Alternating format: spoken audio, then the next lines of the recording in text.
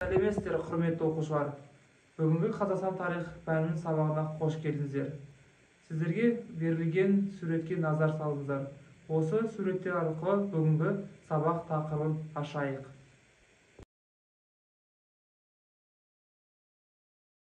Жақсы оқушылар, бейнеленген суреттер бойынша сабақ тақырыбын аштық.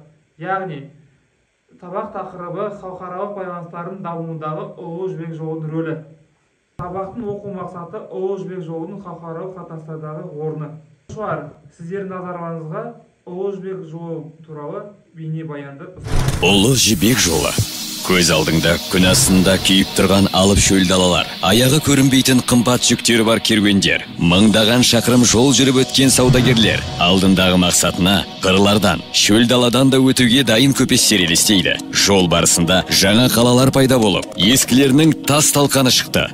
Керуендер өтетін шаң басқан жолдар арқылы қымбат маталар, асыл тастар, алтын мен күмістен жасалған заттар, экзотикалық жануарлар тасымалданды. Ұлы Жібек жолы шығыс пен батысты байланыстырып, қалалардың, тіпті жаңа мемлекеттердің пайда болуына өзіндік септігін тигізген. Талай тарихи орындардың әлемге танылуына әсер болған теңдесі жоқ сауда маршруты. Бұл сауда жол ғана емес, екі алпауыт цивилизация арасындағы мәдени, экономикалық көпір деп айтуға толық негіз бар. Жібек жолының тарихы біздің заманымызға дейін 138 жылдан бастау алады. Сол жылы Қытай императоры батыс жаққа сауда жасайтын серіктестерді іздеу үшін арнайы дипломатиялық керуенді жіберген болатын. 13 жылдан кейін керуен қайта оралды. Оған қатысқандар Қытайдан орталық Азияға тікелей жүріп өткен болатын. Дәл осы жолмен батысқа қарай барлық керуендер жүретін болған.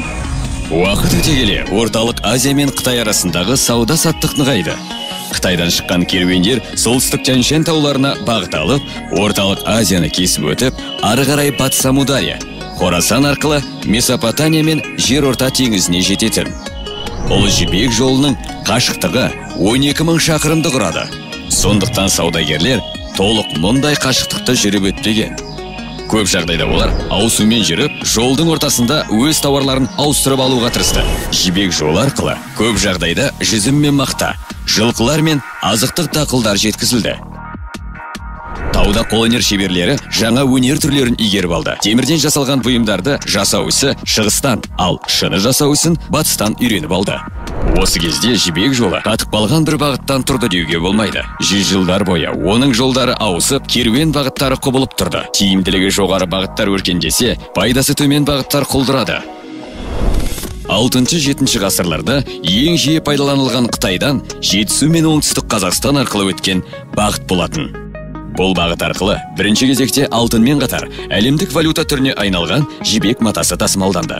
Бұл қымбат матаны патшалар мен елшілерге сыйлық ретінде ұсынылып, жалданбалы әскерге жалақы төленіп, мемлекеттік қарыздар осы жібек матасымен қайтарылды.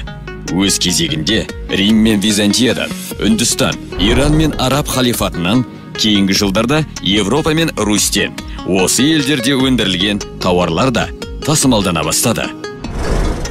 Жібек жолы бойында тұрған Отырар, Тараз, Сайрам, Түркістан, Суяб, Баласағұн және тағыда басқа қалалар өркендеп, сауда орталығы ғана емес, сонымен қатар мәдени және ғылым ошақтарына айналды. Орталық Азия, оңтүстік Қазақстан мен Жетісу арқылы өткен жібек жолы 14 ғасырға дейін пайдаланылды. Оның жойылуына тайпалар арасындағы соғыстар мен қытайлықтардың теңіз жолдарын игеруі себеп болды. Ғасырлар өте келе, Ұлы Жібек жолының тарихи орны мен маңыздылығы Қазақстан Республикасының президенті Нұрсұлтан Назарбаевтың бастамасымен Батыс Европа, Батыс Қытай халықаралық дәлізінің құрылысымен жалғасты. Бойынша 3 негізгі сұраққа жауап берейік. Бірінші, Ұлы Жібек жолы бойында қандай заттар тасымалданды? Екінші, Ұлы Жібек жолы бойында қандай қалалар орналасты? Үшінші, Ұлы Жібек жолы қай уақытқа дейін өмір жақсы оқушылар? Сұрақтарға жауап берейік. Ұлы Жібек жолы бойында асыл тастар, қымбат маталар, экзотикалық құстар және тағы көптеген заттар тасымалданды. Ұлы Жібек жолы бойында Тараз, Сығанақ, Суяб, Баласағұн тағы басқа қалалар орналасты. Ұлы Жібек жолы 14 ғасырға дейін өмір сүрді. Келесі тапсырма. Ұлы Жібек жолын экономикаға және мәдениетке тиген әсерін көрсету. Сендерге берілген екі бағанға Бірінші бағанға экономиканың екі белгісін, екіншіге мәдениетке тигізген екі әсерін белгілейік. Жақсы оқушылар, берілген тапсырманы талдайық. Экономикаға әсері: ақша мен сауда қатынасы дамыды. Мәдениеттің әсері: осы Ұлы Жібек жолы бойында көптеген елдердің мәдениеттері ұласты. Екінші, дін мен тілдің дамуы үлкен дәрежеге жетті. Оқушылар, бүгінгі сабақты қорытындылай келетін болсақ, Ұлы Жібек жолы шығыс пен батысты байланыстырған үлкен сауда жолы болды.